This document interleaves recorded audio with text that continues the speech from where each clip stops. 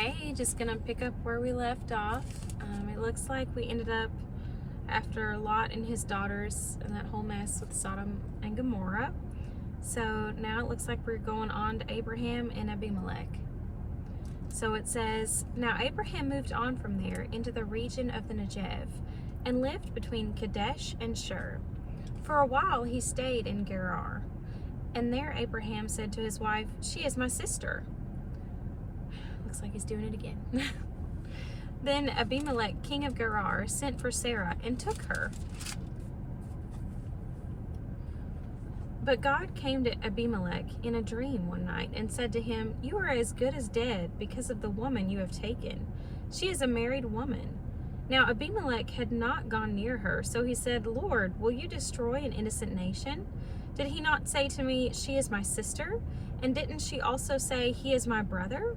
I've done this with a clear conscience and clean hands." Then God said to him in the dream, "Yes, I know you did this with a clear conscience, and so I have kept you from sinning against me. That is why I did not let you touch her. Now return the man's wife, for he is a prophet, and he will pray for you, and you will live.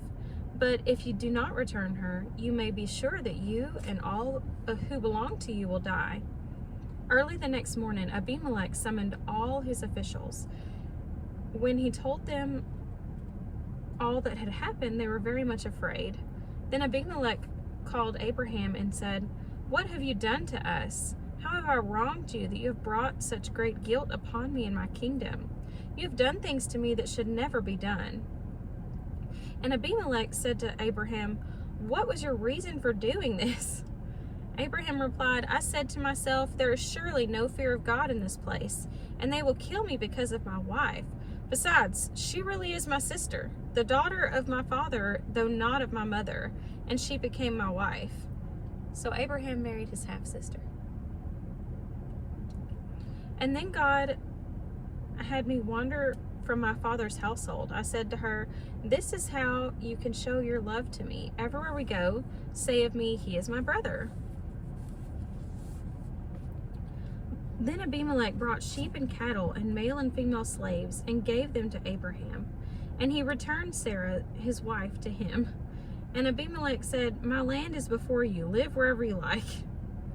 To Sarah he said, "I'm giving your brother 1,000 shekels of silver. This is to cover the offense against you before all who are with you. You're completely vindicated." Then Abraham prayed to God, and God healed Abimelech, his wife, and his female slaves, so they could have children again. For the Lord had kept all the women in Abimelech's household from conceiving because of Abraham's wife Sarah. And then we go on to the birth of Isaac. Now the Lord was gracious to Sarah, as he had said, and the Lord did for Sarah what he had promised. Sarah became pregnant and bore a son to Abraham in his old age, at the very time God had promised him. Abraham gave the name Isaac to the son Sarah bore him. When his son Isaac was 8 days old, Abraham circumcised him, as God commanded him. Abraham was 100 years old when his son Isaac was born to him. Sarah said, "God has brought me laughter, and everyone who hears about this will laugh with me." And she said, "Who would have said to Abraham that Sarah would nurse children?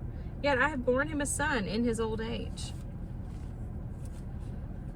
The child grew and was weaned, and on that day Isaac was weaned, Abraham held a great feast. But Sarah saw that the son whom Hagar the Egyptian had borne to Abraham was mocking. And she said to Abraham, "Get rid of that slave woman and her son, for that woman's son will never share in the inheritance with my son Isaac." The matter distressed Abraham greatly because it concerned his son. But God said to him, "Do not be distressed about the boy and your slave woman. Listen to whatever Sarah tells you, because it is through Isaac that your offspring will be reckoned. I will make the son of the slave into a nation also, because he is your offspring." Early the next morning, Abraham took some food and a skin of water and gave them to Hagar. He set them on her shoulders and then sent her off with the boy. She went on her way and wandered in the desert of Beersheba. When the water in the skin was gone, she put the boy under one of the bushes. Then she went off and sat down about a bow shot away, for she thought, "I cannot watch the boy die." And she sat there and she began to sob. God heard both the boy crying, God heard the boy crying, and the angel of God called to Hagar from heaven and said to her, "What is the matter, Hagar? Do not be afraid. God has heard the boy crying as he lies there.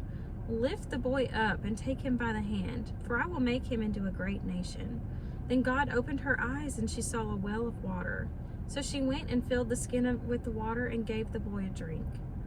God was with the boy as he grew up. He lived in the desert and became an archer. When he was living in the desert of Paran, his mother got a wife for him from Egypt.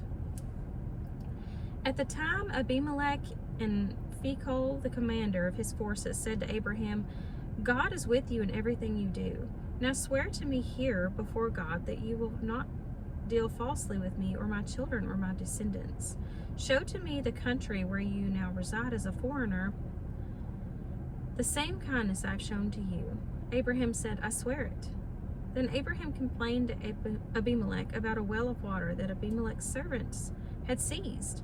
But Abimelech said, "I don't know who has done this. You did not tell me, and I heard about it only today." So Abraham brought sheep and cattle and gave them to Abimelech. And the two men made a treaty. Abraham set apart 7 ewe lambs from the flock. And Abimelech asked Abraham, "What is the meaning of these 7 ewe lambs you have set apart by themselves?"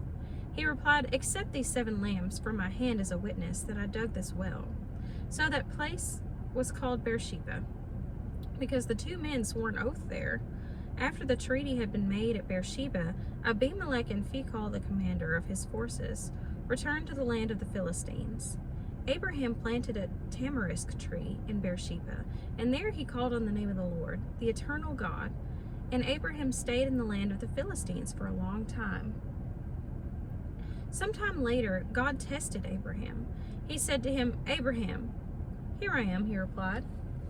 And God said, "Take your son, your only son, whom you love, Isaac, and go to the region of Moriah.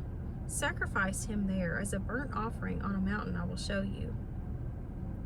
Early the next morning, Abraham got up and loaded his donkey. He took with him 2 of his servants and his son Isaac. When he cut enough wood for the burnt offering, he set out for the place God had told him about. On the 3rd day, Abraham looked up and saw the place in the distance. He said to his servants, "Stay here with the donkey while I and the boy go over there. We will worship, and then we will come back to you." Abraham took the wood for the burnt offering and placed it on his son Isaac, and he carried the fire and the knife. As the 2 of them went on together, Isaac spoke up and said to his father Abraham, "Father?" "Yes, my son," Abraham replied. "The fire and wood are here," Isaac said, "but where is the lamb for the burnt offering?" Abraham answered, "God himself will provide the lamb for the burnt offering, my son." And the 2 of them went on together. When they reached the place God had told him about, Abraham built an altar there and arranged the wood on it. He bound his son Isaac and laid him on the altar on top of the wood. Then he reached out his hand and took the knife to slay his son. But the angel of the Lord called out to him from heaven, "Abraham, Abraham!" "Here I am," he replied. "Do not lay a hand on the boy," he said. "Do not do anything to him. Now I know that you fear God, because you have not withheld from me your son, your only son."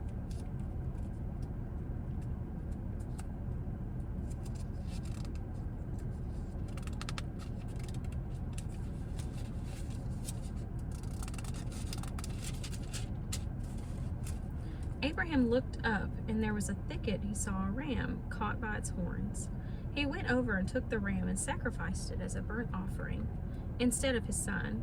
So Abraham called that place, "The Lord will provide." And to this day it is said, "On the mountain of the Lord it will be provided."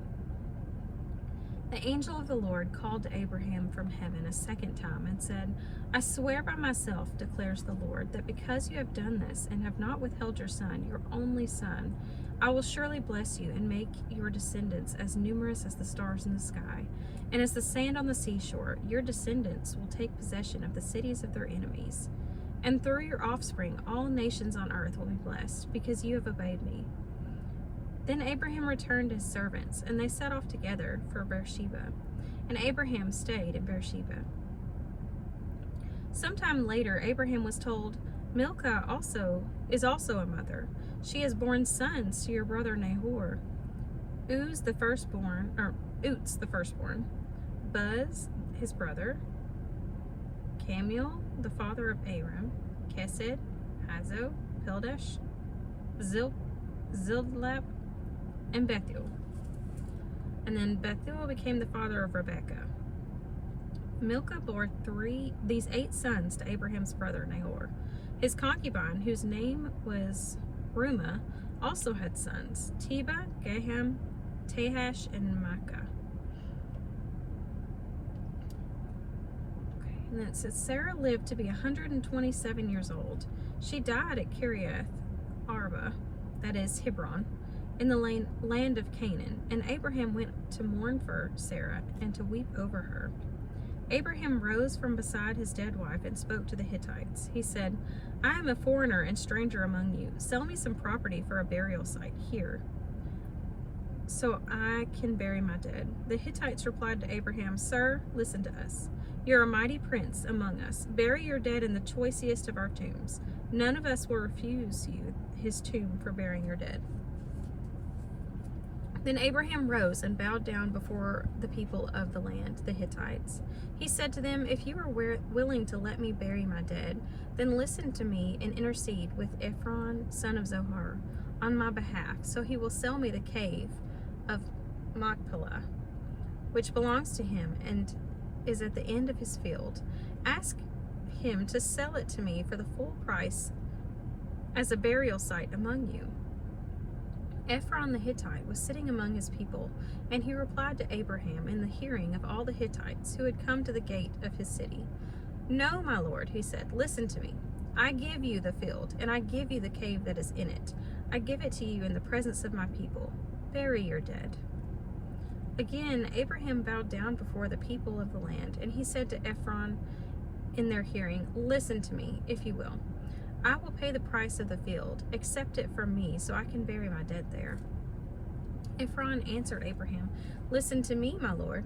The land is worth 400 shekels of silver, but what is that between you and me? Bury your dead. Abraham agreed to Ephron's terms and weighed it out for him the price he had named in the hearing of the Hittites, 400 shekels of silver, according to the weight current among the merchants.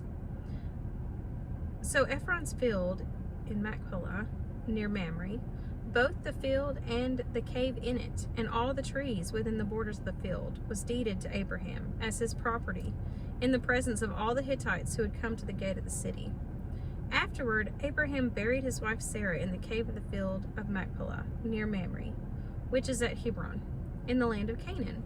So the field and the cave in it were deeded to Abraham by the Hittites as a burial site. Okay, I think that's all we have time for today. But it looks like from there we'll learn more about Isaac and Rebekah. So, see you next time.